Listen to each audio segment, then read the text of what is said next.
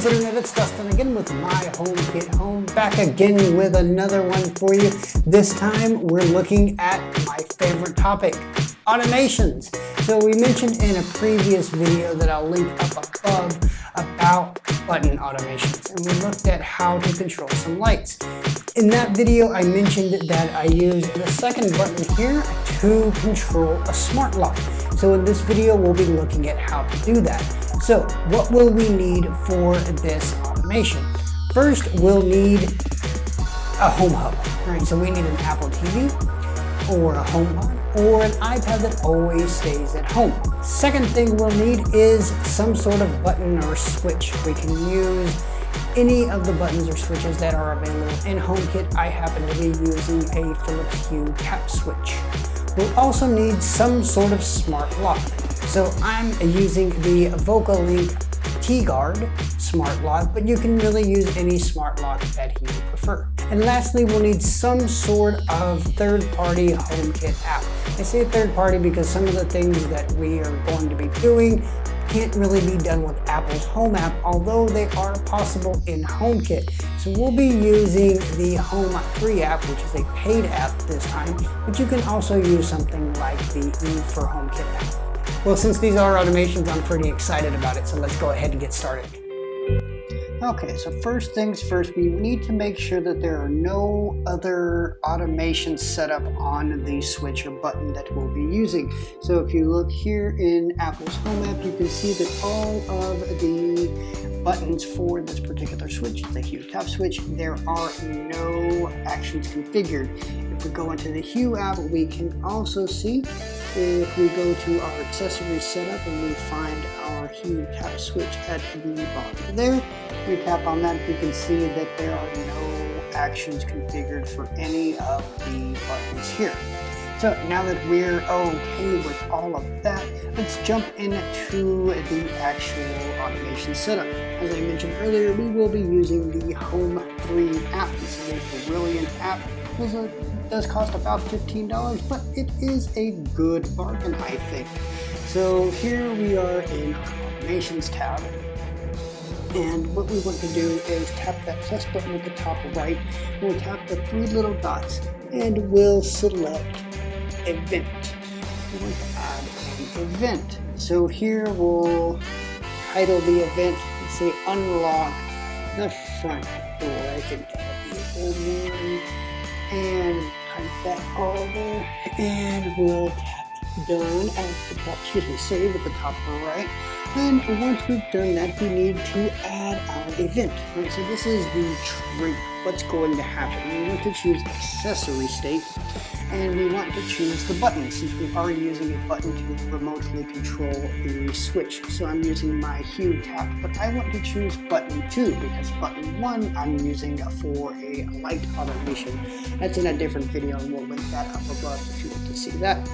So we want to ensure that we tap single press and that the check mark to the left is in fact triggered. So what we want to do now is add a condition. So essentially what we're doing here is if the lock is unlocked, I want it to lock. And vice versa, if it's locked, I want it to unlock. So what we'll do here is we'll find the lock. This lock actually is in the dining room in HomeKit. So I'll go ahead and select the lock. And what we want to make sure here is that we choose the lock mechanism in its current state. So if its current state, right, is here, I want to choose secure. Right? So if it's secured, then we want to make sure that our action is, well, the opposite of that, which is unsecured, according to this. So we'll add our action. You can also add a scene if you'd like, but here we'll add the action. We'll find the same lock, find that in the dining room again, and we'll tap on the lock itself.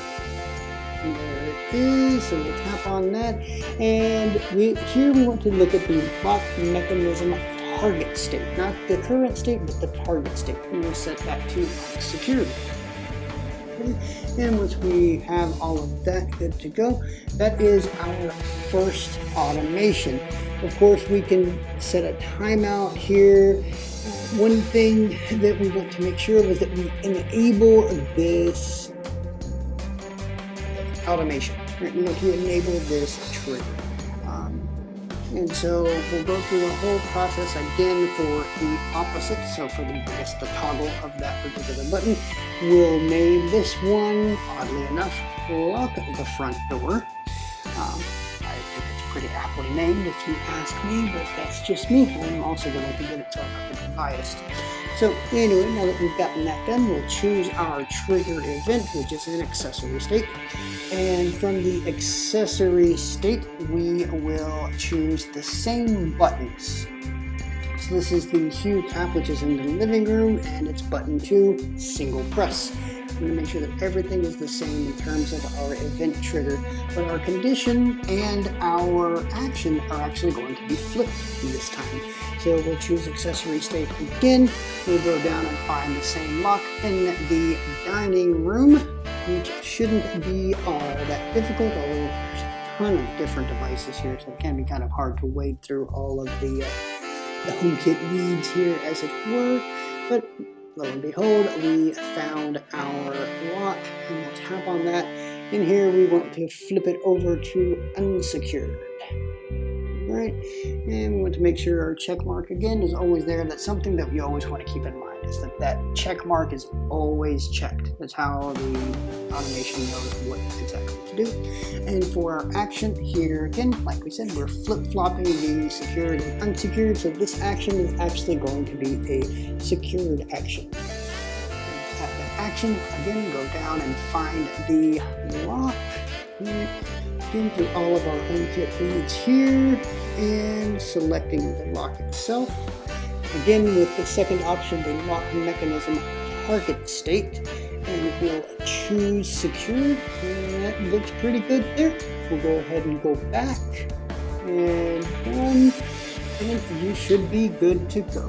There. I think that's all good. So any other changes or additions you might want to make, well, go ahead and do that yourself. One thing of vital importance with the Home 3 app is that we must enable the actual automation. So by tapping on it, we go all the way down. We want to make sure that it says enable, not disable. We can also do this by sliding to the left on the automation itself from our list of automation and finding enable. So let's go ahead and look at this automation IRL.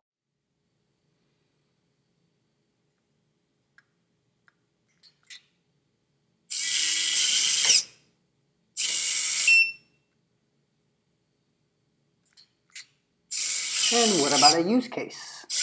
Ready? Are you ready? Yeah, let's go, let's go.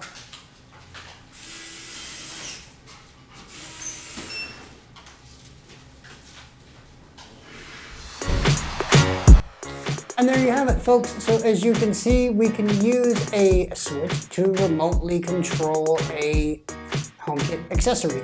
In this case, it's a smart lock. However, as I just mentioned, we can use this to control any HomeKit accessory. So we can really transfer these ideas to any HomeKit accessory that has a power state or an on and off state that we'd like to control. So I'd like to hear how you use different buttons in your HomeKit setup. Let us know in the comments down below. Also below the video in the description box, you'll find links to all of the products and apps that we use to make today's video, as well as links to our social media at MyHomeKitHome and the blog at myhomekithome.com. As always, if you found the video useful, please give us a big thumbs up and hit that subscribe button as well as the bell notification so you don't miss any of our new content as soon as it's released. Well, that about does it for this video. We do have some really interesting content coming out over the next few months throughout the summer, so stay tuned for that. But until then, this has been Dustin with My HomeKit Home.